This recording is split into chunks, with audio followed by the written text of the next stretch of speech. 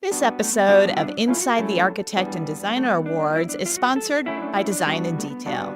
Design in Detail is where creativity finds its home. Representing top vendors, Design in Detail offers a curated collection of furniture, fabric, wall covering, lighting, and more, sold exclusively to the design trade. For more than a decade, Design in Detail has been the premier destination for designers seeking fresh, distinctive pieces and superior service.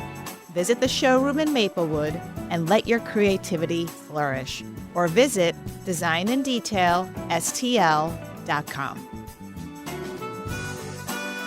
Susan Bauer, welcome to Inside the Architect and Designer Awards mini-series. It's so nice to have you here. And it's wonderful to be here. Thank you for the invitation. Absolutely. And congrats on your big wins.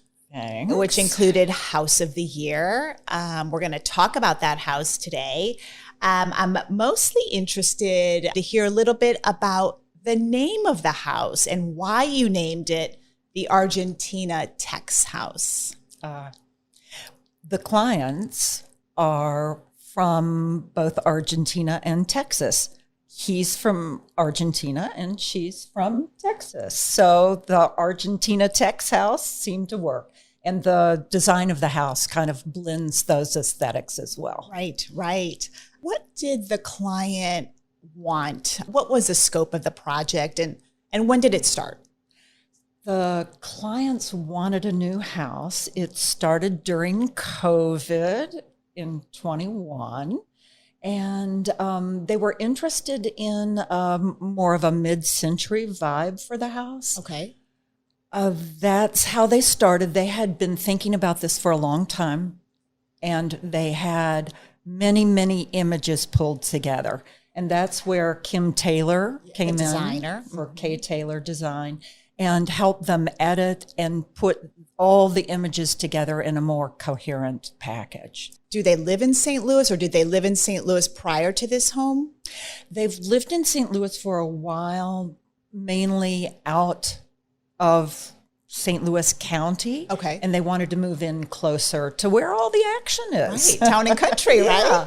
right? So let's talk a little bit about the house. Perhaps you can describe it a little bit for those who are listening to us and not necessarily watching the podcast. The house is kind of an H shape in plan. So it has a front courtyard and a rear courtyard. The front courtyard is at the lower level and the rear courtyard is at the main level, which is one level up. Oh, interesting. The challenge in that the entry level was at the lower level, yet the clients wanted to live at the main level so they could walk out the back.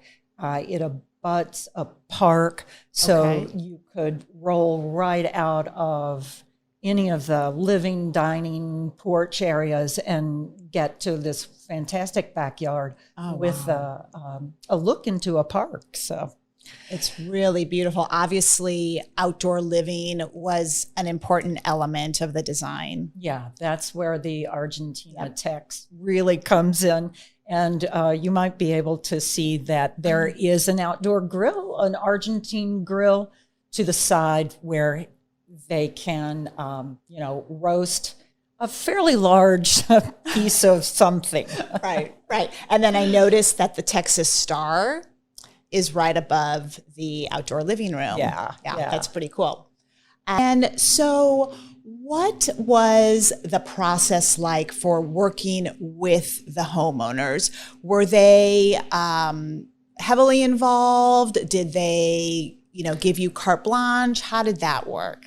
The clients came together with their team, which is something that's always really important. Okay. They had the interior designer, us as architects, and they had selected a builder. So for every meeting, all the parties were there and could discuss the pros and cons of decisions. That was really helpful. We developed the project in 3D computer rendering as well as a physical model, which really helped make it clear what they were getting and how the house would work for them. And is that pretty typical of your work to have a model as well for? We like to build the models. We don't always get the time, and sometimes clients are out of town, and the 3D visuals go a long way. But we love physical models as architects and designers, and the clients sometimes really don't understand 2D drawings or even 3-dimensional drawings. So the physical model is like, ding, the light bulb goes off. That's certainly helpful.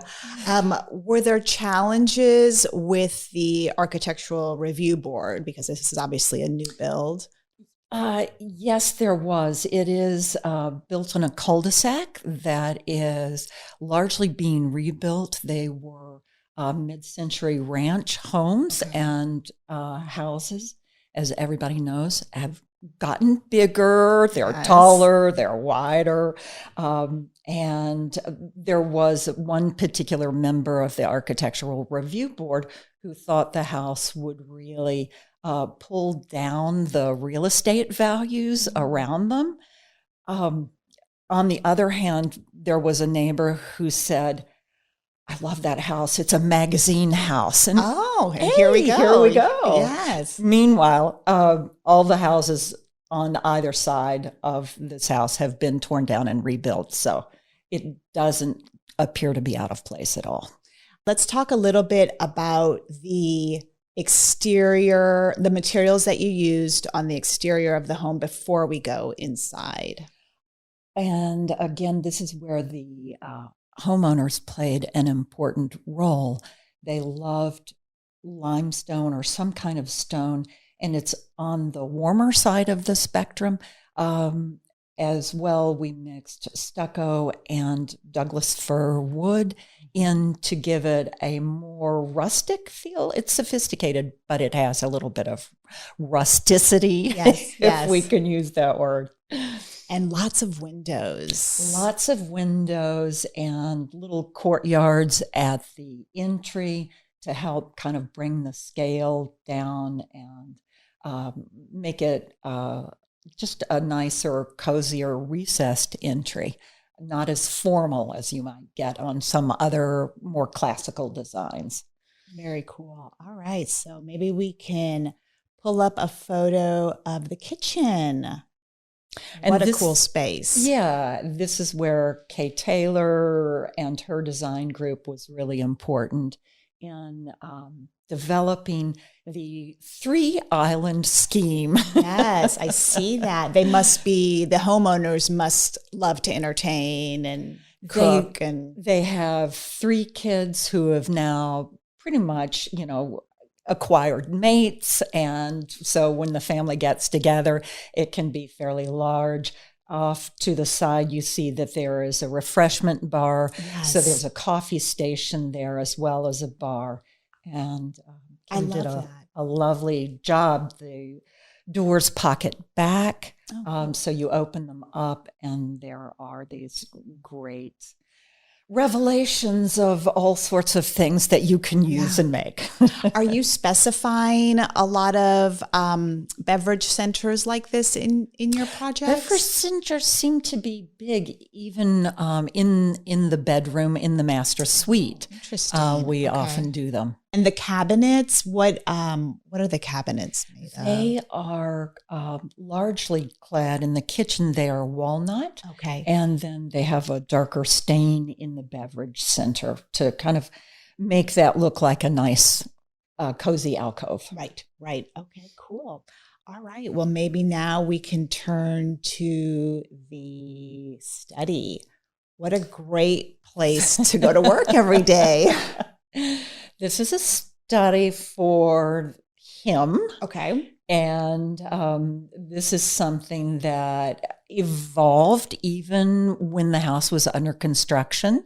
They had inspirational images, and the desk in the beginning was oriented toward the front of the house. And once the side courtyard was built, they decided, let's change it. And Kim and Anna, who was working with Kay Taylor Design Group at that time, decided, oh, let's change this so the client can look at the side courtyard. Nice. And they came up with a special design of the desk. It's Italian mid-century inspired. And because the client is rather tall, of course, you couldn't get an antique Italian desk because it would just be too small. Yes, yes. So Espion Woodworking took the idea and scaled it up. So it's really tailored around this particular owner. And the bookshelves in behind the desk, what can you tell us? Those were fabricated by Beck Allen Cabinetry. Okay. Did a really nice job. Beautiful. And the staining of the cabinetry so that it was dark in some areas and lighter in others really pops the physical area behind the desk. Brings it into focus. Absolutely. We didn't talk about the floors.